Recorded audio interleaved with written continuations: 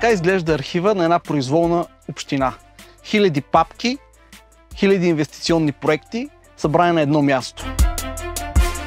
С Йордан Терзийски внесохме законопроект, с който цялата тази хартия да стане електронна. Всички тези документи да бъдат подавани изцяло по електронен път, без печати, без подписи, без разпечатване, без подменяне на документация и така нататък, без корупционните рискове. Ама тук няма вярно с оригинала. И с максимално облегчение за всички инвеститори, архитекти, инженери и другите участници в процеса. Това ще улесни всички участници в процеса на инвестиционното проектиране, ще улесни администрацията, ще осигури по-бързи срокове и по-голяма прозрачност на работата в институциите.